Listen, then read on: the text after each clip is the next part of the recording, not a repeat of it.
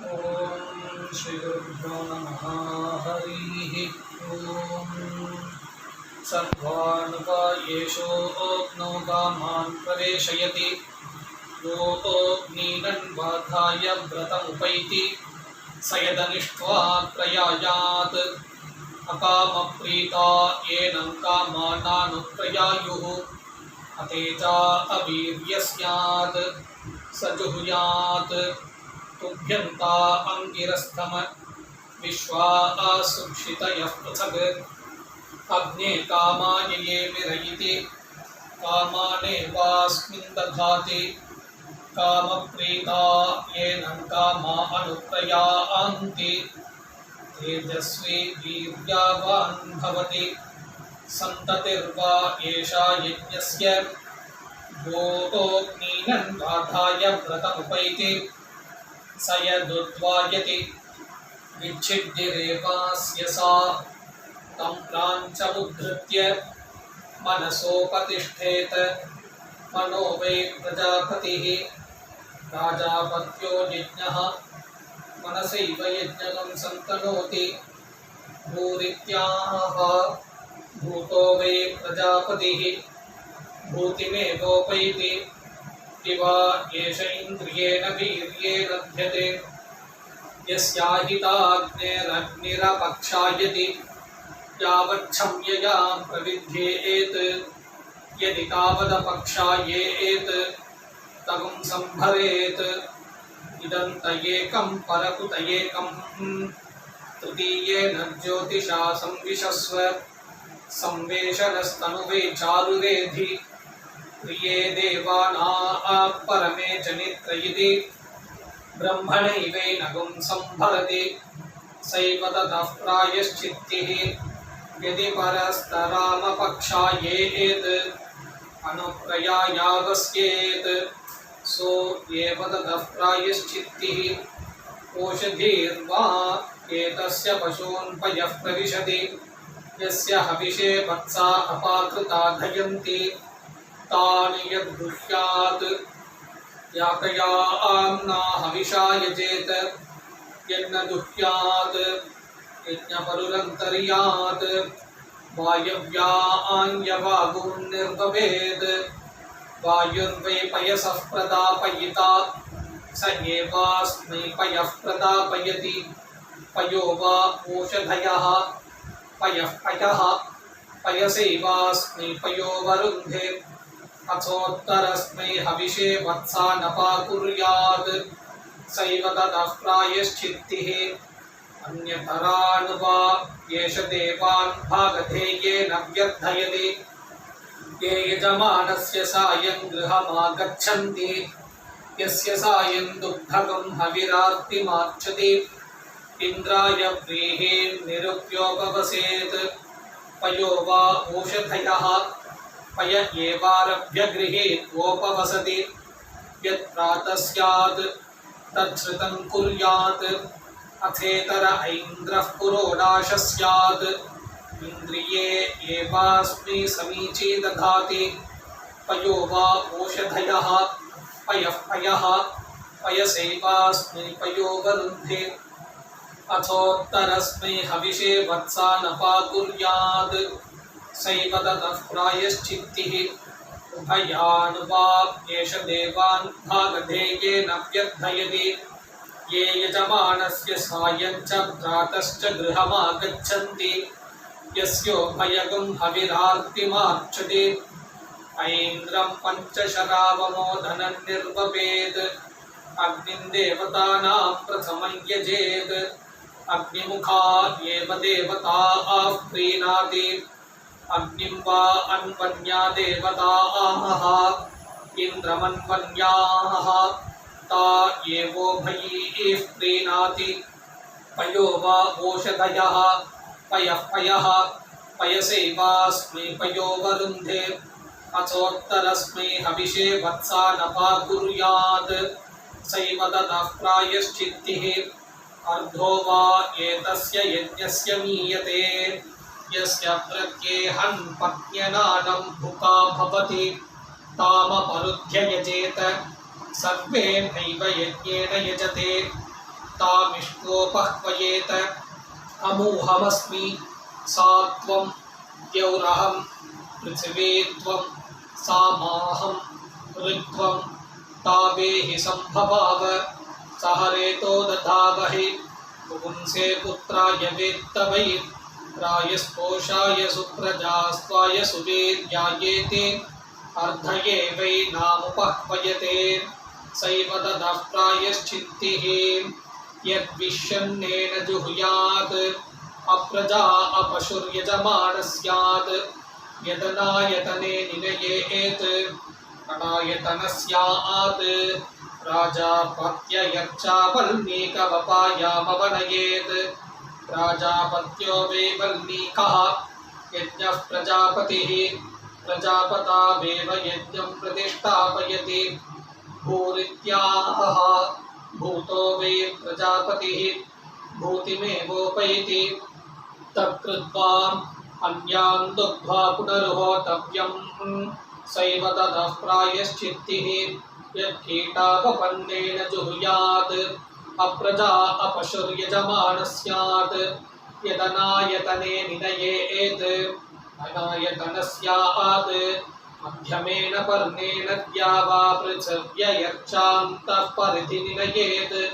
द्यावा पृथिव्योरेवैन प्रतिष्ठापयति तत्कृत्वा अन्यान् दुग्ध्वा पुनरुहोतव्यं सैव ततः प्रायश्चित्तिः यदववृष्टेन जुहुयात् अपरूपमस्यात्मञ्जायेत किलासो वा स्यादर्शसो वा यत्प्रत्येयात् यज्ञं विच्छिन्द्यात् स जुहुयात्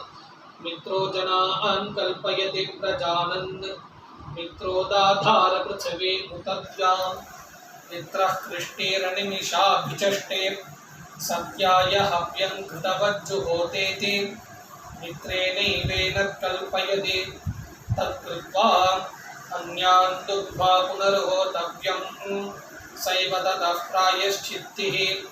यत्पूर्वस्यामाहुत्यागं हुतायामुत्तराहुतिस्कन्देत् द्विपाद्भिः पशुभिर्यजमानो वृध्येत यदुत्तरयाभिजुहुयात् चतुष्पाद्भिः पशुभिर्यजमानो वृध्येत यत्र वेत्थ वनस्पते देवानां गुह्यानामानि तत्र हव्यानि गामयेति वानस्पत्ययर्चा समिधमाधाय तूष्णीमेव पुनर्जुहुयात् वनस्पतिनैव यज्ञस्यार्ताञ्चाहुतिविदाधार तत्कृत्वा अन्यान् दुग्ध्वा पुनरुहोतव्यं सैव ततः प्रायश्चित्तिः यत्पुरा प्रयाजेभ्यः प्रागङ्गारस्कन्देत् तद्भर्यवे च यजमानाय चाकर्गः स्यात् यद्दक्षिणात् ब्रह्मणे च यजमानाय चाकर्गः स्यात् यत्प्रत्यग् होत्रे च पत्न्यै च यजमानाय चाकर्गः स्यात् यदुदङ्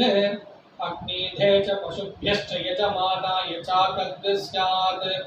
यदभिजुहुयात् रुद्रोऽस्य पशून् धातुकः स्यात् यज्ञाभिजुहुयात् अशान्तः प्रह्रियेत स्रुवस्य बुद्धेनाभिनिदध्यात् मातमो मा यज्ञस्तमन्मा यजमानस्तमत् नमस्ते अस्त्वायते नमो रुद्रपरायते नमो यत्र निषीदसि अमुं माहि पुंसीरमुं येन स्कन्देत् तं प्रहरेत् सहस्रशृङ्गो वृषभो जातवेदाः स्तोमपृष्टो भृतवान् सुप्रतीकः मानोहासीन्नेत्सितो नेत्वा जहाम गोपोषन्नो वीरपोषं च यच्छेति ब्रह्मणैवैनं प्रहरति सैव ततः प्रायश्चित्तिः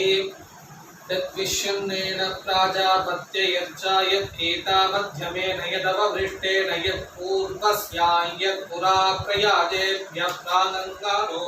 यद्दक्षिणा यत्प्रत्यग् दिवा एष इन्द्रियेण वीर्येण ध्यते यस्याहिताग्नेरग्निर्मत्स्यमानो न जायते यत्रान्यं पश्येत् तत आहृत्य होतव्यं अग्नावेवास्याग्निहोत्रगं हुतं भवति यद्यन्यन्न विन्देत् अजायातुं होतव्यम् आग्नेये वा येषां यदजा अग्नावेवास्याग्निहोत्रगं हुतं भवति अजस्य तु नाश्नीयात् यदजस्याश्नीयात् यामेवाग्नावाहुतिं जुहुयात् तामद्यात् तस्मादजस्य नाश्यं यद्यजान्न विन्देत् ब्राह्मणस्य दक्षिणे हस्ते होतव्यम् एष वा अग्निर्वैश्वानरः यद्ब्राह्मणः अग्नावेवास्याग्निहोत्रगं हुतं भवति ब्राह्मणं तु वसत्यै नापरुन्ध्यात् यद्ब्राह्मणं वसत्या अपरुन्ध्यात् यस्मिन्नेवाग्नावाहुतिं जुहुयात् तं भागधेयेन व्यर्थयेत् तस्मात् ब्राह्मणो वसत्यै नापरुध्यः यदि ब्राह्मणं न विन्देत् दर्भस्तम्भे होतव्यम् अग्निवानुवे दर्भस्तम्भः अग्नावेवास्याग्निहोत्रगं हुतं भवति दर्भागस्तु नाध्यासेद यद्दर्भानध्यासेद यामेवाग्नावाहुतिं जुहुयात् तामध्यासेद तस्मात् दर्भानाध्यासितव्याः यदि दर्भान्न विन्देत् तत्सु होतव्यम् आपो वे सर्वा देवताः देवतास्वेवास्याग्निहोत्रगं हुतं भवति आपस्तु न परिचक्षेत यदापः परिचक्षेत यामेवास्वाहुतिं जुहुयात् तां परिचक्षेत तस्मादापो न परिचक्ष्याः मेध्या च वा एतस्या मेध्या च तनुभो सगं सृज्येते यस्याहिताग्नेरन्यैरग्निभिरग्नयः सगं सृज्यन्ते अग्नये विविधये पुरोडाशमष्टाकपालं निर्वपेत् मेध्याञ्चैवास्या मेध्यां च तनुभो व्यावर्तयति अग्नये प्रतपदये पुरोडाशमष्टाकपालं निर्वपेत् अग्निमेव भृतपदिव्यस्वेन भागधेयेनोपधावति स एवैनं भृतमालं भयते गर्भस्रवन्तमगतमकः अग्निरिन्द्रस्पष्टा बृहस्पतिः पृथिव्यामवतिश्चोदेतत् नाभिप्राप्नोति निर्वृतिं पराचैः रेतो वा एतद्वाजिनमाहिताग्नेः यदग्निहोत्रं तद्यच्छ्रवेत् रेतोऽस्य वाजिनग्स्रवेत् गर्भस्रवन्तमगतमकरित्याह रेतये वास्मिन् वाजिनं दधाति अग्निरित्याह अग्निर्वैरेतोधाः रेतयेव तद्दधाति इन्द्र इत्याह इन्द्रियमेवास्मिन् दधाति पष्टेत्याह पष्टा वै पशूनां मिथुनानागुं रूपकृत् रूपमेव पशुषु दधाति बृहस्पतिरित्याह ब्रह्म वै देवानां बृहस्पतिः ब्रह्मणैवास्मै प्रजाः प्रजनयति पृथिव्यामवतिश्चोतैतदित्याह अस्यामेवेन प्रतिष्ठापयति नाभिप्राप्नोति निर्वृतिं पराचैरित्याह रक्षसामुपहत्ये याः पुरस्तात् प्रस्रवन्ति उपरिष्टात् सर्वतश्च याः ताभिरश्मिपवित्राभिः श्रद्धां यज्ञमारभे देवागादुवितः गातुं यज्ञाय विन्दत मनसस्पतिना देवेन वातायज्ञः प्रयुज्यतां देयस्ये दिवः गायत्र्या सोम आभृतः सोमपीठाय सन्नयितुं बकलमन्तरमाददे आपो देवी शुद्धास्त इमा पात्राणि शुन्धत उपाकङ्क्याय देवानां पर्णवल्कमुदशुन्धत पयो गृहेषु पयो अग्नियासु पयो वत्सेषु पय इन्द्राय अभिषेक्रियस्व गायत्रे पर्णवल्केन पयः सोमं करोत्विमम् अग्निं गृह्णामि सुरसंयोमयो भूः य उद्यन्तमारोहति सूर्यमन्ये आदित्यं ज्योतिषां ज्योतिरुत्तमं शो यज्ञाय रमतां देवताभ्यः वसून् रुद्राणादित्यान् इन्द्रेण सह देवताः ताः पूर्वः परिगृह्णामि स्व आयतने मनीषया इमामूर्चं पञ्चदशी ये प्रविष्टाः तान् देवान् परिगृह्णामि पूर्वः अग्निर्हव्यवादिहतानवहतु पौर्णमासगं हविरिदमेषां मयि कामावास्यगं हविरिदमेषां मयि अन्तराग्निपशवः देवसगं सदमागमन् तान् पूर्वः परिगृह्णामि स्व आयतने मनीषया इह प्रजा विश्वरूपारमन्ताम् अग्निं गृहपतिमपि संवसानाः ताः पूर्वः परिगृह्णामि स्व आयतने मनीषया इह पशवो विश्वरूपारमन्ताम् अग्निं गृहपतिमपि संवसानाः तान् पूर्वः परिगृह्णामि स्व आयतने मनीषया अयं पितॄणामग्निः अवाढव्या पितृभ्यः तं पूर्वः परिगृह्णामि हविषन्नः पितुं करत् अजस्रं पादं सभापालाः विजयभारतं समिन्धताम् अग्निदीदाय मे सभ्य विजित्ये शरदः शतम् अन्नमावसथीयम् अभिहरानि शरदः शतम् आवसथे श्रियं मन्त्रम् अहिर्बुद्धियो नियच्छतो इदमहमग्निज्येष्ठेभ्यः वसुभ्यो यज्ञं प्रब्रवीमि इदमहमिन्द्रज्येष्ठेभ्यः रुद्रेभ्यो यज्ञं प्रब्रवीमि इदमहं वरुणज्येष्ठेभ्यः आदित्येभ्यो यज्ञं प्रब्रवीमि पयस्वतीरोषधयः पयस्वद्भिरुधामयः अपां पयसो यत्पयः तेन मामिन्द्रसगं सृज अग्ने प्रतपते मृतं चरिष्यामि तच्छकेयं तन्मे राध्यताम् वायो प्रतपत आदित्य प्रतपते व्रतानां प्रतपते व्रतं चरिष्यामि तच्छकेयं तन्मे राध्यताम् इमां प्राचीमुदीचीम् ईशमूर्जमभिसग्निस्कृताम् बहुपर्णामशुष्काग्राम् हरामि पशुपामहं यत्कृष्णो रूपं कृत्वा प्राविशस्त्वं वनस्पतीन् ततस्त्वामेकविंशतिधा संभरामि सुसंभृताः त्रीन् परिधेयस्तिस्रः समिधा यज्ञायुरनुसञ्चरान् उपवेशं मे क्षणं दृष्टिं संभरामि सुसंभृताः या जाता ओषधयः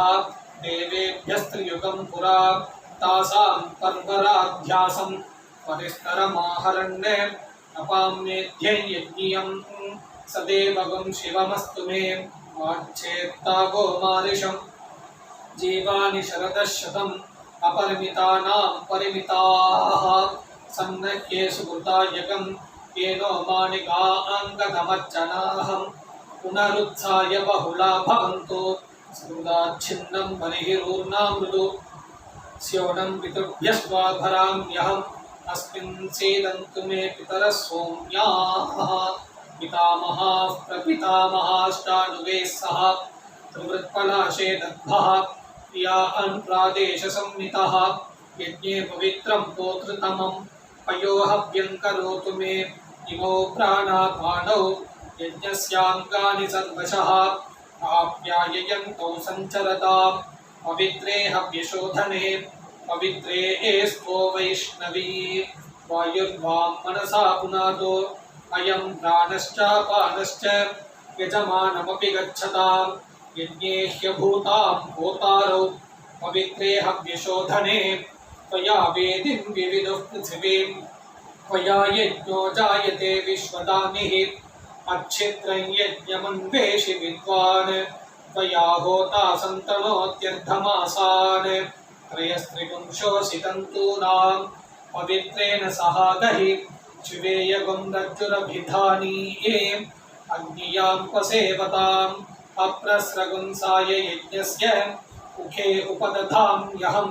पशुभिः सन्नीतं बिभृताम् इन्द्राय श्रुतं दधि उपवेशोऽसि यज्ञाय त्वां परिवेशमधारयन् इन्द्राय हवे कृण्वन्तः शिवशग्मो भवासिनः अमृण्मयं देवपात्रं यज्ञस्यायुषि प्रयुज्यताम् तिनः पवित्रमतिनीताः आपो धारयमातिगुः देवेन सवित्रोत्पूताः वसो सूर्यस्य रश्मिभिः कान्दोह पवित्रेरज्जं सर्वा पात्राणि शुन्धत एता आचरन्ति मधुमत्तुहानाः प्रजावतेरिषसो विश्वरूपाः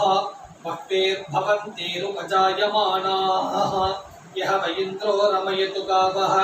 पूषास्त अयक्ष्मावः प्रजया सगं सृजामि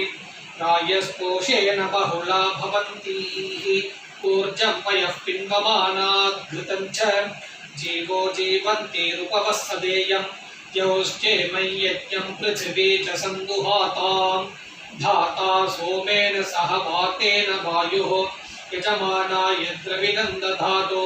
उत्सन्दुहन्ति कलशं चतुर्बिलम् इडां देवीं मधुमतीं सुवर्विदं तदिन्द्राग्नी चिन्वतगुं सुनृतावत्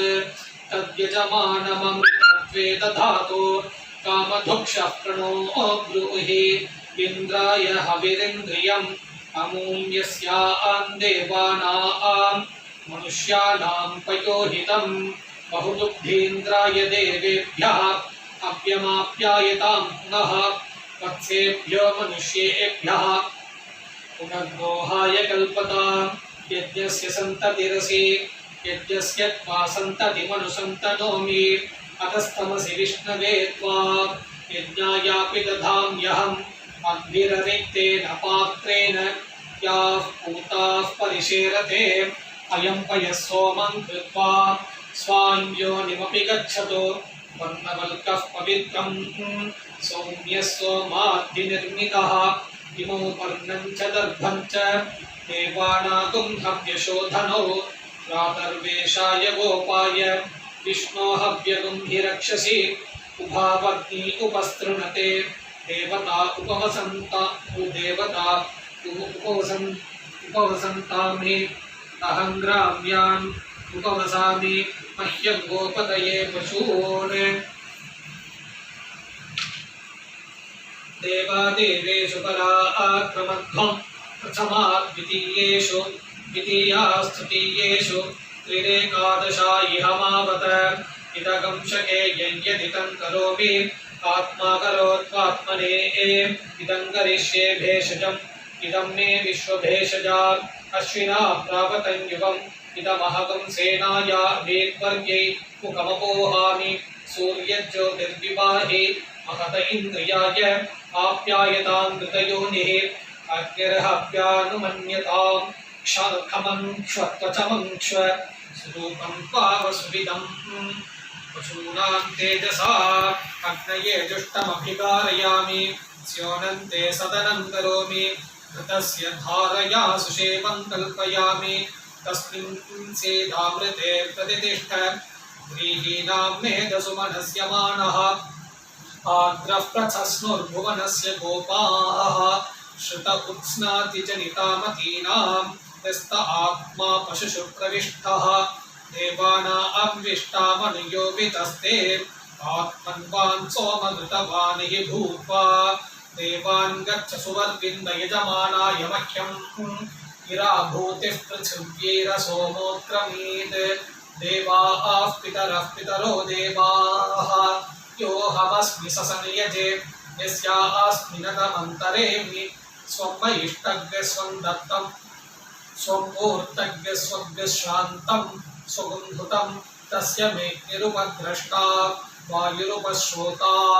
आदित्योऽनुख्याता द्यौः पिता पृथिवी माता प्रजापतिर्बन्धुः य एवास्मि ससनियजे मा भेर्मा संविक्था मा त्वाहि कंसिषं मा ते तेजोपक्रमीत् भरतमुद्धरे मनुषिं च अवदानानि ते प्रत्यवदास्यामि नमस्ते अस्तु मामाहि पुंसीः यदवदानानि ते वद्यन् विलोमाकार्षमात्मनः आज्येन प्रत्यनज्ञेन तत्त आप्यायितां पुनः अज्यायो यवमात्रात् आव्याधात् कृत्यतामिदं मारूरुपामयज्ञस्य शुद्धग्स्विष्टमिदगं हविः मरुनादृष्टां कृतपदीं मित्रावरुणसमीरितां दक्षिणार्धात् संभिन्दन् अपद्याम्येकतो मुखां इडे भागं जुषस्वनः जिन्वगा जिन्वार्वतः तस्या आस्ते भक्षिमानस्याम सर्वात्मानः सर्वगणाः प्रद्धपिन्वस्व तदतो मे माक्षायि पूर्वतो मे मोपदसत् दिशां कृत्तिरसि दिशो मे कल्पन्तां मे दिशः दैवीष्टमानुषीश्च अहोरात्रे मे कल्पेताम् अर्थमासा मे कल्पन्तां मासा मे कल्पन्तां ऋतवो मे कल्पन्तां संवत्सरो मे कल्पतां कृत्तिरसि कल्पतां मे आषाणान् पाशापालेभ्यः चतुर्भ्यो अमृतेभ्यः इदं भूतस्याध्यक्षेभ्यः विधेम हविषा वयं भजतां भागे भागं मा भागो भक्त निराभागं भजामः तपस्पिन्व ओषधीर्जिन्व द्विपात्पाहि चतुष्पादव दिवो वृष्टिमेरय ब्राह्मणानामिदगं हविः सौम्यानागं सोमवीचिनां निर्भक्तो ब्राह्मणः नेहा ब्राह्मणस्यास्ते समन्तां बर्हिर्हविषा घृतेन समादित्यैर्वसुभिः सम्मरुद्भिः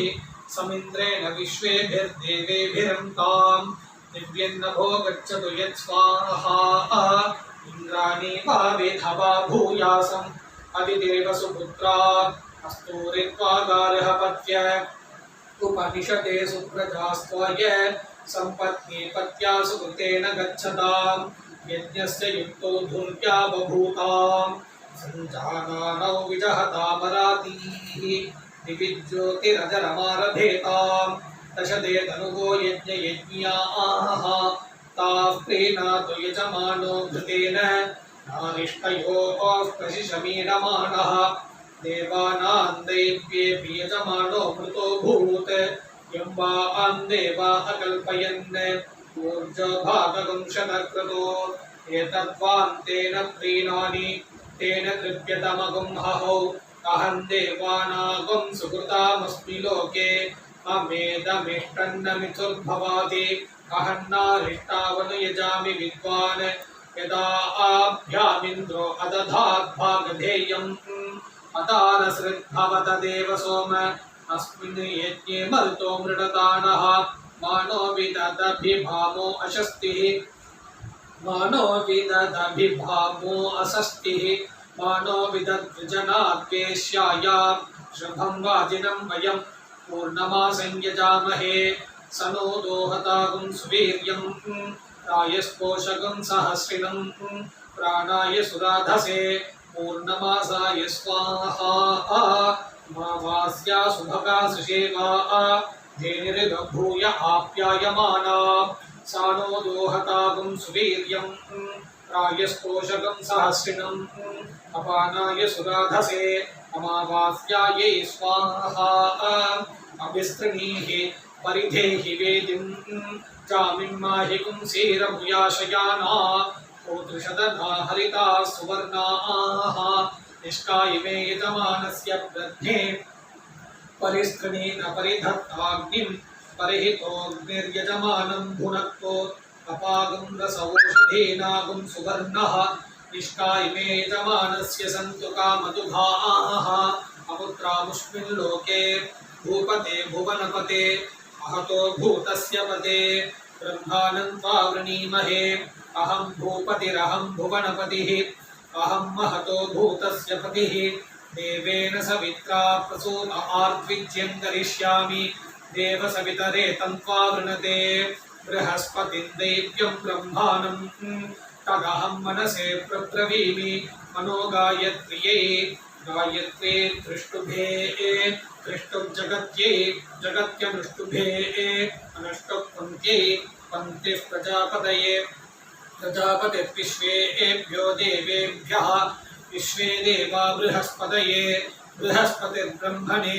ब्रह्मभूद्भुवस्सुवः बृहस्पतिर्देवानां ब्रह्मा अहं मनुष्याणां बृहस्पते यज्ञं गोपाय इदं तस्मै हव्यं करोमि योगो देवाश्चरति ब्रह्मचर्यं मेधावी दिक्षु मनसा तपस्वी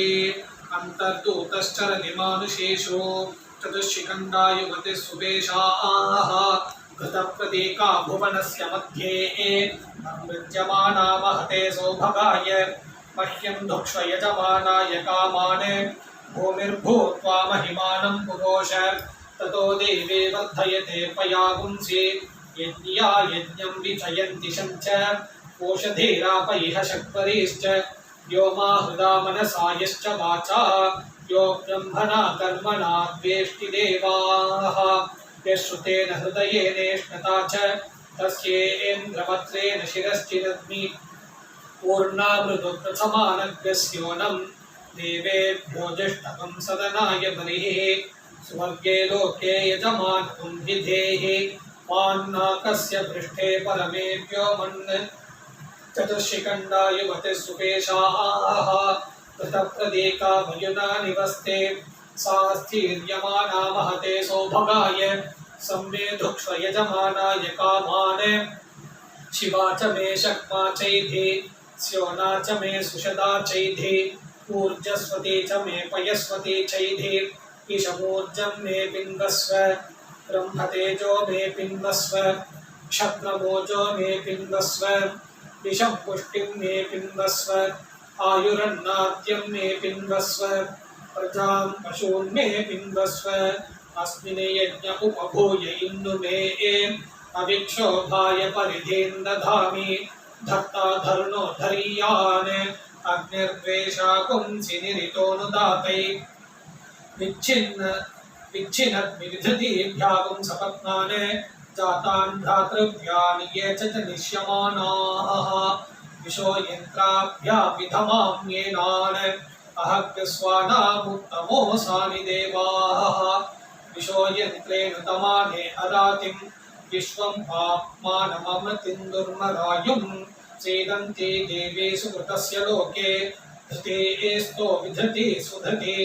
प्राणान् मयि धारयतं प्रजां मयि धारयतं पशून् मयि धारयतम् अयं प्रस्तर भयस्य धत्ता धत्ता प्रयाजानामुतानुयाजानाम् सदाधर समिधो विश्वरूपाः तस्मिन् शुचो अध्यासादयामि आरोह पचोजुः देवयानान् यत्र ऋषयः प्रथमजाये पुराणाः हिरण्यपक्षाधिरा संभृताङ्गा वहासि मा स्मृतान् यत्र लोकाः अवाहं बाध उपभृता सपत्नान् जातान् भ्रातृभ्यान् ये च निष्यमानाः दोहै यज्ञकं सुदुर्गामिव धेनम् अहमुत्तरो भूयासम् अधरे मत्सपत्नाः यो मा वाचा मनसा दुर्मरायुः सुदारातीयादभिदासदग्ने इदमस्य चित्तमधरं ध्रुवायाः अहमुत्तरो भूयासम् अधरे मत्सपत्नाः शभोऽसिषात्परः कृताचीनागुं सूनुः प्रियेण नाम्ना आप्रिये सदसि सीद स्योनो मे सीद सुशतः पृथिव्यां प्रथयि प्रजया पशुभिः सुवर्गे लोके विविसीद पृथिव्यामन्तरिक्षे अहमुत्तरो भूयासम् अधरे मत्सपत्नाः यज्ञस्थाले घृतस्य पूर्णा अच्छिन्नपया शतधार उत्सः मारुतेन शर्मणा दैव्येन यज्ञोऽसि सर्वतः श्रुतः सर्वतो मां भूतं भविष्यत्स्वयतां शतं मे सन्त्वाशिषः सहस्रं मे सन्तु सुहृताः इरावतीः पशुमतीः प्रजापतिरसि सर्वतः श्रुतः सर्वतो मां भूतं भविष्यत्स्वयतां शतं मे सन्त्वाशिषः सहस्रं मे सन्तु सुहृताः इरावतीः पशुमतीः इदमिन्द्रियमृतं वीर्यम् अनेनेन्द्राय पशवो चिकित्सन् तेन देवा अवतोपमाम् इहेशमूर्जन्यशः वोजस्सनेयं श्रुतं मयि श्रयदा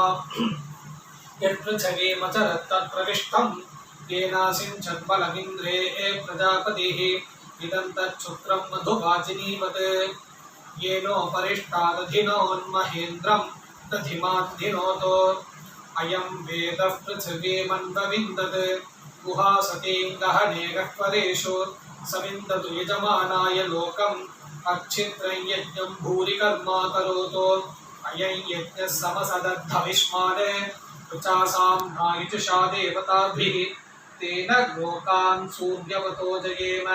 इन्द्रस्य सख्यममृतत्वमस्याम् यो नः खनीय इह कामयाते अस्मिन् यज्ञे यजमानाय मह्यम् अवतमिन्द्राग्नि भुवनान्मुदेताम् अहं प्रजां वीरवतीं विधेय अग्ने वाजजित् वाजन्वासरिष्यन्तं वाजन्जेष्यन्तं वाजिनं वाजजितं वाजजित्याये सम्मा आर्जुनि अग्निमन्नादमन्नाद्याय उपहूतोद्योः पिता उपमान्द्योः पिता क्वयताम् अग्निराग्निर्घात् आयुषे वक्षसे जीवात्वै पुण्याय उपहूता पृथिवी माता उपमां माता पृथिवी ह्वयताम् अग्निराग्निर्घात् आयुषे वक्षसे जीवात्वै पुण्याय मनो ज्योतिर्जुषतामाच्यम् इच्छिन्नै यज्ञकं समिमं दधातो बृहस्पतिस्तनुतामिमन्नः विश्वे देवा इह मादयन्तां यन्ते अग्न आवृष्टामि अहं वा आक्षिपितश्चरन् प्रजां च तस्य मूलं च नीचैर्देवानिदृश्यत अग्नेयो नोऽभिदासति स्मानो यष्टनिष्ठ्यः विद्मस्येव प्रक्षायतः मातस्योच्छेषि किञ्चन यो मां द्वेष्टि जातवेदः यञ्चाहं द्वेष्मि यश्च मां सर्वागस्तानग्ने सन्दः यागश्चाहं द्वेष्मि ये च माम् अग्ने वाजजित् वाजन्वाससर्वागुंसं वाजन्यगिवागुंसं वाजिनं वाजजितं वाजजित्याये सम्मा आर्जुनि अग्निमन्नादमन्नाद्याय वेदेर्बलिः श्रुतगुं हविः इत्वः परिधयस्सुचः आज्यं यज्ञऋचो यजुः याज्याश्चवषट्काराः सम्मे सन्नतयो नमन्ताम् इत्मसन्नहने हुते दिवः केलो वदतः पृथिव्या अध्युत्थितः तेन सहस्रकान्तेन विशन्तगुं शोचयामसि विषं मे बहुशोचतो ओषधेनो अहगुं शुचं यज्ञ नमस्ते यज्ञ नमो नमश्च ते यज्ञ शिवेन मे सन्तिष्ठस्व स्योनेन मे सन्तिष्ठस्व सुभूतेन मे सन्तिष्ठस्व ब्रह्मवर्चसेन मे सन्तिष्ठस्व यज्ञस्य धिमनुसन्तिष्ठस्व उपते यज्ञ नमः उपते नमः उपते नमः त्रिष्पदे क्रियमाणानाम् योऽन्यङ्गो अवशिष्यते रक्षसां भागधेयम् आपस्तत्प्रवहतादितः उलूखले मुसले यच्च शूर्पे आशिश्लेषदृशधियत्कपाले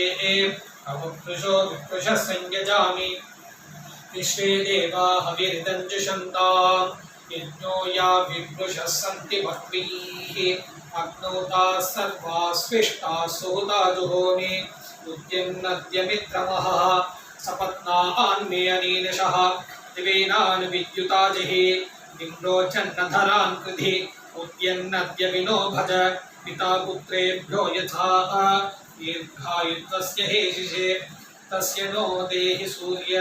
उद्यन्नद्यमित्रमः आरोहन्नुत्तरान् दिवं रुद्रोगं मम सूर्य हरिमानं च नाशय शुकेषु मे हरिमानं रोपनाकासु दद्मसि अथो हारिद्रवेषु मे हरिमानन्विदद्मसि उदगादयमादित्यः विश्वेन सहसा सह द्विषन्तं मम रन्धयन् मोऽहं द्विषतो रथं यो नः शपादशपदः यश्च नः शपदशपात् उषाश्च तस्मिन्निमृच्च सर्वं पापकं समूहतां यो नः सपत्नो यो रणः मत्तोऽभिदासति देवाः विद्मस्येव प्रक्षायतः मातस्योच्छेषि किञ्चन अवसृष्टः परापत शरो ब्रह्मसगुंशितः गच्छामित्रान् प्रविश मैषां गच्छनोच्छिषः सक्षेदं पश्य विधत्तरिदं पश्य नाकेदं पश्य नमतिः पनिष्ठात् कृतं वरिशिष्ठम् अमृतायान्याहुः सूर्यो वरिष्ठो अक्षभिर्विभाति अनुद्यावा पृथिवी देवपुत्रे दीक्षासि तपसो योनिः तपोसि ब्रह्मणो योनिः ब्रह्मासि क्षत्रस्य योनिः क्षत्रवस्रुतस्य योनिः ऋतवसि भूरारभे श्रद्धान्मनसा दीक्षां तपसा विश्वस्य भुवनस्याधिपत्नी सर्वे कामा इतमानस्य सन्तु वातं प्राणं मनसान् वारभामहे प्रजापतिं यो भुवनस्य भोपाः स नो मृत्योस्त्रायतां पात्वगुम्भसः जोग्जीवा जरामशीमहि इन्द्रशात्परगायत्रीं प्रपद्ये तान्ते युनज्मि इन्द्रशात्परदृष्टुभं प्रपद्ये तान्ते युनज्मि इन्द्रशात्परजगतीं प्रपद्ये तान्ते युनज्मि इन्द्रशात्परानुष्टुभं प्रपद्ये तान्ते युनज्मि इन्द्रशात्परपन्थिं प्रपद्ये तान्ते युनज्मि आहं दीक्षामर्हमृतस्य पत्ये गायत्रेण छन्दसा ब्रह्मणा च ऋतगं सत्ये धाये सत्यमृते धाये ऋतं च मे सत्यं चाभूता ज्योतिरभूभगं सुवरगमं सुवर्गल्लोकन्नाकस्य पृष्ठं वृद्धस्य विष्टपमगमं पृथिवी दीक्षा तयाग्निर्दीक्षया दीक्षितः ययाग्निर्दीक्षया दीक्षितः तया आत्मा दीक्षया दीक्षयामि अंतरिक्षं दीक्षा तया वायुर्दीक्षया दीक्षितः तया वायुर्दीक्षया दीक्षितः तया आत्मा दीक्षया दीक्षयामि द्यौर्दीक्षा तया दित्यो दीक्षया दीक्षितः तया दित्यो दीक्षया दीक्षितः तया आत्मा दीक्षया दीक्षयामि दिशो दीक्षा तया चन्द्रमा दीक्षया दीक्षितः तया चन्द्रमा दीक्षया दीक्षितः तया आत्मा दीक्षया दीक्षयामि आपो दीक्षा तया वरुणो राजा दीक्षया दीक्षितः तया वरुणो राजा दीक्षया दीक्षितः तया आत्मा दीक्षया दीक्षयामि ओषधयो दीक्षा तया सोमो राजा दीक्षया दीक्षितः तया सोमो राजा दीक्षया दीक्षितः तया आत्मा दीक्षया दीक्षयामि वाग्दीक्षा तया प्राणो दीक्षया दीक्षितः तया प्राणो दीक्षया दीक्षितः तया आत्मा दीक्षया दीक्षयामि पृथिवी त्वादीक्षमानमनुदीक्षताम् अंतरिक्षं त्वादीक्षमानमनुदीक्षताम् योस्त्वादीक्षमानमनुदीक्षताम् ईशस्त्वादीक्षमानमनुदीक्षन्ताम् पापस्त्वादीक्षमानमनुदीक्षन्ताम् ओषधयस्त्वादीक्षमानमनुदीक्षन्ताम् वाक्त्वादीक्षमानमनुदीक्षताम् रुचस्त्वादीक्षमानमनुदीक्षन्ताम् सामानित्वादीक्षमानमनुदीक्षन्ताम् यजोपुंषित्वादीक्षमानमनुदीक्षन्ताम् आहश्च ऋषिश्च वृष्टिश्च कृषिश्चापचितिश्च पापश्चौषधयश्च ऊर्जसोऽमृता च तास्त्वादीक्षमानमनुदीक्षन्ताम् स्वेदक्षेदक्षपितेहसीद देवानागं सुम्नो महतो रणाय श्वासस्तस्तनुवासं विशस्व पितेवैधिसो नम आसुषेवः शिवो मा शिवमाविश सत्यं म आत्मा श्रद्धा मे क्षितिः तपो मे प्रतिष्ठा सवितृप्रसूतामादिशो दीक्षयन्तु सत्यमस्मि अहं पदस्मि पदसि त्वमेतत् पपासि यो निस्तव योनिरस्मि ममैव सङ्गः हव्यान्यग्ने पुत्रः पित्रे लोकप्रजातवेदः आजग्वानः सुप्रतीकः पुरस्तात् अग्ने स्वाञ्यो निवासीद साध्या अस्मिन् सधस्ते अध्युत्तरस्मिन् विश्वे देवा इतमानश्च सीदत एकविषे विष्णुस्त्वान् वेदो द्वे ऊर्जे विष्णुस्त्वान् वेदो त्रीनेत्रताय विष्णुस्त्वां वेदो चत्वारिमायो भवाय विष्णुस्त्वां वेदो पञ्चपशुभ्यो विष्णुस्त्वां वेदो षड्राय स्पोषाय विष्णुस्त्वां वेदो सप्तभ्यो होत्राभ्यो विष्णुस्त्वां वेदो सखाय सप्तपदा अभूम सख्यन्ते गमेयं सख्यात्ते मायोषं सख्यां मे मायोष्टाः सासि सुब्रह्मण्ये तस्या आस्ते पृथिवी पादः सासि सुब्रह्मण्ये तस्या आस्ते अंतरिक्षं पादः सासि सुब्रह्मण्ये तस्या आस्ते द्यौः पादः सासि सुब्रह्मण्ये तस्या आस्ते दिशः पादः परोरजास्ते पञ्चमः पादः सा नैषमूर्जं भुक्ष्व तेज इन्द्रियं ब्रह्मवत्समन्नाद्यं विमिमे त्वापयस्वतीं देवानां धेनुगुं सुदुघामनपस्फुरन्ति इन्द्रः सोमं पिबतु क्षेमो अस्तु नः इमान्नरा कृणुत वेदिमेत्य वसुमतीं रुद्रवतीमादित्यवतीं पश्मन्दिवः नाभा पृथिव्याः यथा यजमानो न ऋष्येत् देवस्य सवितः सवे चतुष्यकण्डा युवते सुपेशाः ऋतप्रतीका भुवनस्य मध्ये तस्यागं सुपर्णावधियौ नितिष्ठौ तयोर्देवानामधिभागधेयम् अपजन्यं भयं मुद अपचक्रानिवर्तय गृहगं सोमस्य गच्छतं न वा उवेतं म्रियसे नरिष्यसि देवागुम् इदेशि पथिभिः सुखेभिः यत्र यन्ति सुकृतो नापि दुष्कृतः तत्र त्वा देवस्य पिता दधातो यदस्य पारे रजसः शुक्लं ज्योतिरजायत तन्नः परिषदति द्विषः अग्ने वैश्वानरस्वाहा यस्माद्भीषावाशिष्टाः ततो नो अभयं कृधि प्रजाभ्यः सर्वाभ्यो मृड नमो रुद्राय मीदुषे यस्माद्भीषान्यषदः ततो नो अभयं कृधि प्रजाभ्यः सर्वाभ्यो मृड नमो रुद्राय मीदुषे उदुस्रतेष्ठ प्रतितिष्ठमारिषः मे यज्ञं यजमानं च रीरिषः स्वर्गे लोके यजमान् कुम्भिधेः शन्नये द्विपदे चतुष्पदे यस्माद्भीषा वेपिष्टाः पलायिष्टाः समज्ञास्ताः ततो नो भयं कृधि प्रजाभ्यः सर्वाभ्यो मृड नमो रुद्राय मीदुषे यै नमकः तस्मै नमः तस्मै स्वाहा न वा उवेतं म्रियसे आशानां त्वा विश्वा आशाः यज्ञस्य हि स्तरुत्वियौ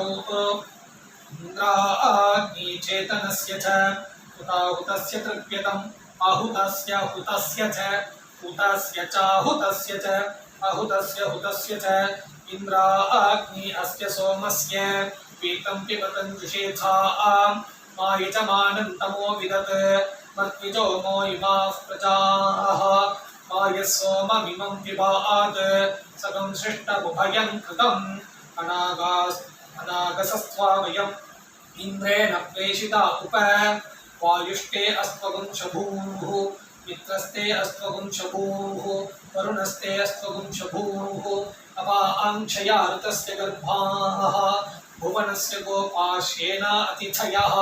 पर्वतानां कुभः प्रयुतो न पातारः पद्मुनेन्द्रगृह्पयत घोषेनामीवागिश्चादयत युक्तास्थवहत देवाग्रावानयेन्दुरेन्द्र इत्यवादिशुः केन्द्रमजुज्जुः परमस्याः परावतः आस्मात् सधस्ताद्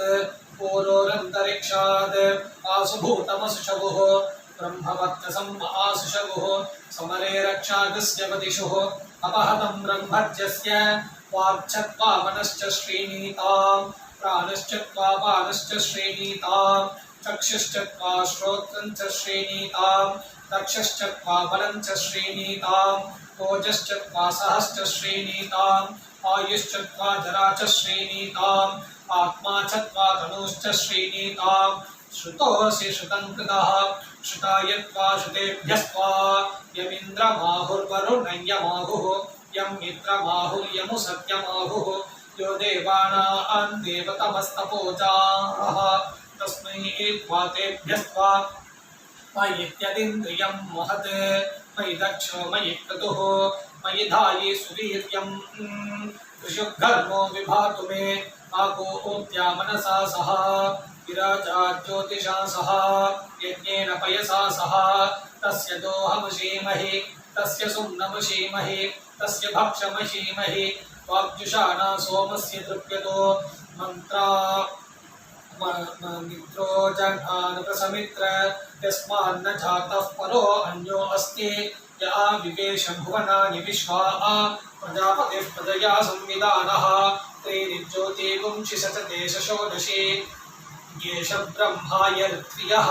इन्द्रो नाम श्रुतो गणे प्रते महे विदथे शकुंसि शकुंभरे यऋत्वियः प्रते मन्वे वंशो हर्यतं मदम् इन्द्रो नाम कृतन्नयः हरिभिश्चारुसेचते श्रुतो गण आत्वा विशन्तो हरिवर्पसङ्गिरः इन्द्राधिपतेऽधिपतिस्त्वं देवानामसि अधिपतिं माम् आयुष्मन्तं वक्षस्वन्तं मनुष्येषु कुरु इन्द्रश्च सम्राट् वरुणश्च राजा तौ ते भक्षं चक्रदुरग्रहेतं तयोरनुभक्षं भक्षयामि वाग्जुषाणा सोमस्य तृप्यतो प्रजापतिर्विश्वकर्मा तस्य मनो देवै यज्ञेन राध्यासम् अक्षेका अस्य च हितः अवसानपते वसानं मे विन्द नमो रुद्राय वास्तोष्पदये आयने विद्रवणे उद्याने यत्परायणे आवर्तने विवर्तने योगोपायदितगुम्भुवे यान्यपानित्यान्यप्रतीतान्यस्मि यमस्य मलिनाचरामि यहैव सन्तः प्रतितद्यातयामः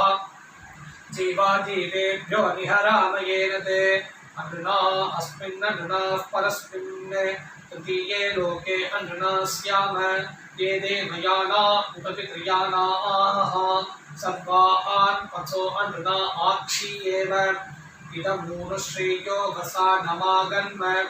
शिवेनोऽद्यावा पृथिवी उभे इमे गोमर्धनभदश्वभदूर्जस्वत् सुवीरा वीरैरनुसञ्चरेम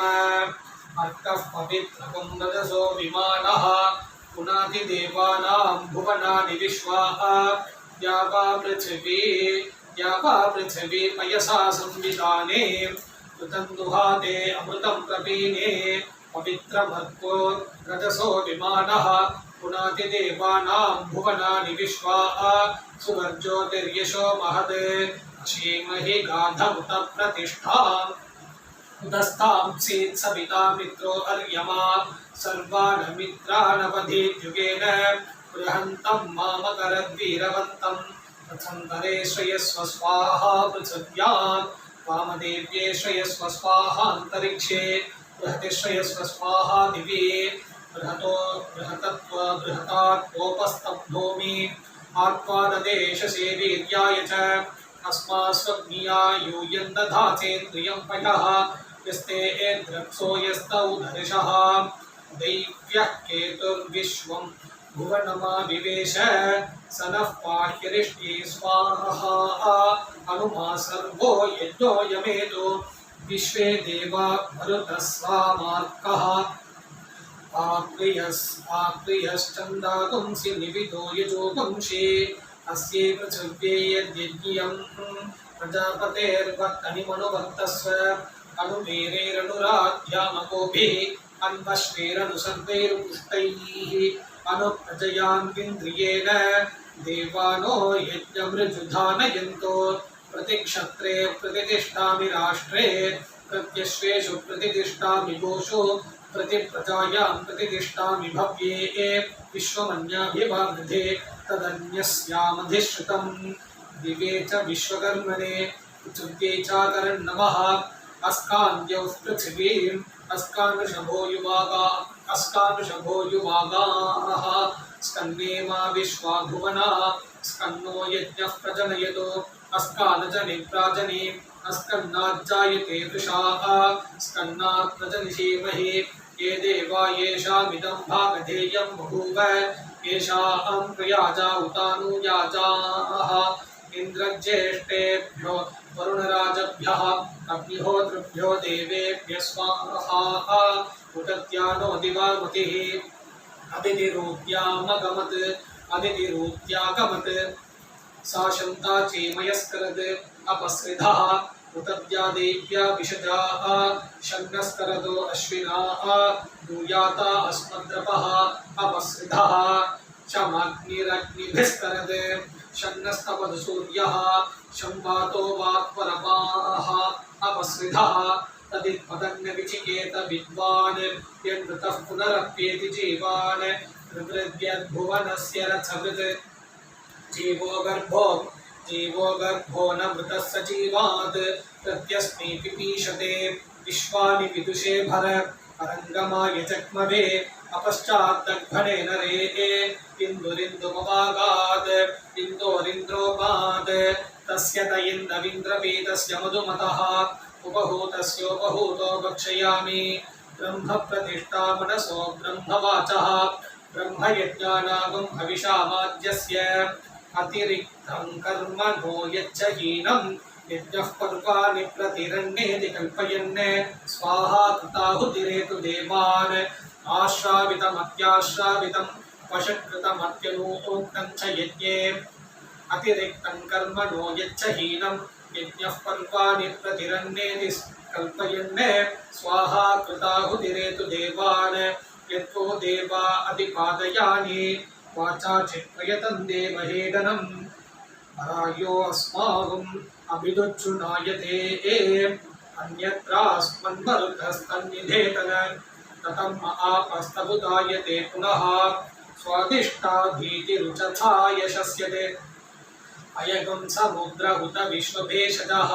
स्वाहा कृतस्य समुद्रपुतर्भुवः ऊर्ध्वयन्तमसस्परे पुरुत्यञ्चित्रम् इमं मे वरुण तत्त्वायामि त्वन्नो अग्ने सत्त्वन्नो अग्ने त्वमग्ने अयासि प्रजापते इमं जीवेभ्यः परिधिं दधामि वैशाम्नुगादपरो अर्धमेतं शतं जीवन्तु शरदः पुरुचीः तिरो मृत्युं दद्महे तिरो मृत्युं दधतां पर्वतेन इष्टेभ्य स्वाहा वषडनिष्टेभ्य स्वाहा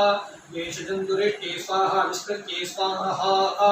नोरार्घ्ये स्वाहा देवीभ्यस्तनूभ्य स्वाहा वृद्ध्ये स्वाहा समृद्ध्ये स्वाहा यत इन्द्र भयामहे ततो नो भयं कृधि भगवन् चङ्घितवतन्न ऊतये विद्विषो विमृधो जहि स्वस्तिदा विशस्पतिः वृत्रः विमृधो कशि वृषेन्द्रः पुरयेतु नः स्वस्तिदा भयङ्करः आभिर्येर्भिर्यदतो न ऊनम् आप्यायय हरिवो वर्धमानः यदा स्तोत्रभ्यो महि गोत्रार्जासे भूयिष्ठभाजो अधते स्याम अनाज्ञातं यदाज्ञातं यज्ञस्य क्रियते मिथो अग्ने तदस्य कल्पय मुकुं हि वेत्थ यथा तथं पुरुषसंहितो यज्ञः यज्ञः पुरुषसंहितः अग्ने तदस्य कल्पय मुकुं हि वेत्थ यथा तथं यत्पाकर्त्रा मनसा दीनदक्षान् यज्ञस्य मन्वते मर्तासः अग्निष्टद्धोता आर्तधुविद्विजानन् विजिष्टो देवागमृतुषो यजाति यद्देवा देवहेदनं देवासश्च कृमा वयम् आदित्यास्तस्मान्मामुञ्चत मृतस्य तेन मामुत देवा जीवनकाम्यात् वाचानृतमोदिम अग्निर्मा तस्मादेन सह गार्हपत्यः प्रमुञ्चतु दुरितायानि च कृम करोतु मामनेन सन् ऋतेन त्यागा पृथिवी ऋतेन त्वगं सरस्वती ऋतान्मामुञ्चतागुम्भसः यदन्य कृतमारिव सजातशकुंसादुतवाजामि शकुंसात् जायसः शकुंसादुतवाकनीयसः अनाज्ञातं देवकृतं यदेनः तस्मात् त्वमस्मान् जातवेदो मुमुध्ये यद्वाचा यन्मनसा बाहुभ्यामूरुभ्यामष्टीवभ्यां शिष्णैर्यदन्ततं च कृमा वयम् अग्निर्मा तस्मादेन सह यद्धस्ताभ्यां च गरकिल्बिषानि अक्षाणां भक्तुमुपजिह्नमानः दूरे पश्याचराष्ट्रभृच्च तान्यप्सरसा वणुदत्ता मृणानि अदीप्यं नृणं यदहं चकार यद्वादास्यन् सञ्चकारा जनेभ्यः अग्निर्मा तस्मादेन सह यन्मयि माता गर्भे सति येनश्चकार यत्पिता अग्निर्मा तस्मादेन सह यदा विपेश मातरं पितरं पुत्रः प्रमुदितोऽधयन् अहिगुंसितौ पितरौ मया तदग्ने अनुनो भवामि यदन्तरिक्षं पृथिवीमुतद्यां यन्मातरं पितरं वादिहिगुंसिम अग्निर्मा तस्मादेन सह यदाशसा निशसा यत्पराशसा यदेनश्चक्रमानूतनं यत्पुराणम् अग्निर्मा तस्मादेन सह अतिक्रामामि दुरितं यदेनः जहामि रिप्रं परमे सुधस्ते यत्र यन्ति सुकृतो नापि दुष्कृतः तमारोहामि सुकृतान्नुलोकम् कृते देवा अमृजतैतदेनः कृतये तन्मनुष्येषु मामृजे ततो मा यदि किञ्चिदादशे अग्निर्मा तस्मादेन सह गार्हपत्यप्रमुञ्चतु दुरितायानि चक्रम करोतु मामनेन सं दिविजाताप्सु जाताः या जाता ओषधीभ्यः अथो या अग्निजा आपः तान् शुन्धन्तु शुन्धनीः यदा तो नक्तं दुरितं चराम यद्वादिभा नूतनं यत्पुराणं हिरण्यपर्णास्ततौ पुनीत्यनः त्वं मे वरुणतत्त्वायामि त्वन्नो अग्ने सत्त्वन्नो अग्ने त्वमग्ने अयासि यत्ते ग्रामुन्ना चिच्छिदुः सोमराजन् प्रियान्यङ्गानि स्वधिता परूपुंषि तत्सन्धत्स्वाज्येनो अवर्धयस्व अनागसो अधमिक्षं क्षयेम यत्ते ग्रावा बाहुच्युतो अचिच्यवुः नरो यत्ते दुदुर्दक्षिणेन तत्त आप्यायतान् दत्ते निष्ट्यायतान् देव सोम यत्ते त्वचं बिभिदुर्यच्च योनिम् अदास्तानात् प्रच्युतो तेन सिक्मनाः त्वया नत्सोममुत्तमस्तु नः सा न श्रद्धा सत्परमेभ्यो मन्ये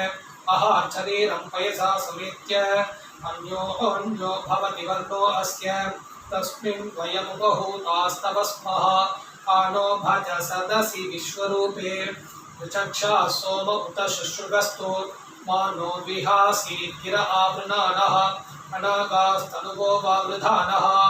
आनो रूपं वहतु जायमानः उपक्षरन्ति जुह्वो घृतेन प्रियानिङ्गानि तव वर्धयन्तीः तस्मै ते सोमनमयिवशच्च उपमाराजन् सुकृते पयस्व सम्प्राणापानाभ्यां समुचक्षुषा त्वं सद्यश्रोत्रेण गच्छस्व सोमराजन् यत् आस्ति तपुंशमुतत्ते अस्तु जानीतान्न सङ्गमने पथीनाम् एतञ्जानीतात् परमेभ्यो मन् कृता सधस्ता विदा रूपमस्य यदा गच्छात् पशुभिर्देवयानैः इष्टापूर्ते कृतादाविरस्मै अरिष्टो राजन्न गतः परेः नमस्ते अस्तु चक्षसे रघूयते नाकमारोह सह यजमानेन सूर्यं गच्छतात् परमेभ्यो मन् अभूद्देवः सविता वन्द्यो नः इदानीमन्ध उपवाच्यो नृभिः यो रत्ना भजति मानवेभ्यः श्रेष्ठं नो अत्र द्रविणय्यचादधत् उपनो मित्रावरुणा विहावतम् अन्वादीध्याचामिह नः सखाया आदित्यानां प्रसिद्धिर्हेतिः उग्राशता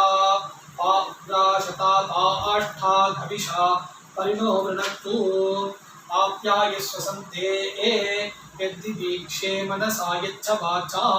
यद्वा प्राणैश्चक्षुषा यच्च श्रोत्रेण यद्रेतसा मिथुनेनाप्यात्मना अभ्यो लोकादधिरे तेज इन्द्रियं शुक्रादीक्षायै तपसो विमोचनीः आपो विमोक्तेर्मयि तेज इन्द्रियं यदृचासां नायजुषा पशूनां चर्मण हविषादिदीक्षे यच्छन्दोभिरोषधीभिर्वनस्पतौ नभ्यो लोकादधिरे तेज इन्द्रियं शुक्रादीक्षायै तपसो विमोचनीः आपो विमोक्तेर्मयि तेज इन्द्रियं येन ब्रह्म येन क्षत्रं येनेन्द्राग्ने प्रजापतिः सोमो वरुणो येन राजा विश्वे देवार्षयो येन प्राणाः अभ्यो लोकादधिरे तेज इन्द्रियं शुक्रादीक्षायै तपसो विमोचनीः आपो विमोक्तेर्मयि तेज इन्द्रियम् अपां पुष्पमस्योषधीनां पुंसः सोमस्य प्रियं धाम अग्नेः प्रियतमगुं हविस्वाहा अपां पुष्पमस्योषधेन गुंरसः सोमस्य प्रियं धाम इन्द्रस्य प्रियतमगुं हविस्वाहा अपां पुष्पमस्योषधेन गुंरसः सोमस्य प्रियं धाम विश्वेषां देवानां प्रियतमगुं हविस्वाहा वयगुं सोमं व्रते तव मनस्तनूषु विप्रदः प्रजावन्तोषीमहि देवेभ्यः पितृभ्यः स्वाहा सोमेभ्यः पितृभ्यः स्वाहा कव्येभ्यः पितृभ्यः स्वाहा देवासै हमादयध्वं सौम्यासै हमादयध्वं कव्यासै हमादयध्वम् अनन्तरितावतरः सौम्या सोमपीठाद् अवैतु मृत्युरमृतन्न आगण्य वैवस्वतो नो अभयं कृणोतु पर्णं वनस्पतेरिव अभिनश्येतागुं गयिः सजतान् नश्यते पदिः परं मृत्यो अनुपरेहि पन्थाः यस्ते स्वैतरो देवयानाद् चक्षुष्पदे शृण्वते ते ब्रवीमि मानः प्रजागुन्तीर्षोमोत वीरान् इदमूनुश्रेयो वसानमागन्म यद्भोजिद्धनजिदश्वजिद्यत् पर्णं वनस्पतेरिव अभिनश्येतागुं गयिः सचतान् नश्यते पतिः हरिः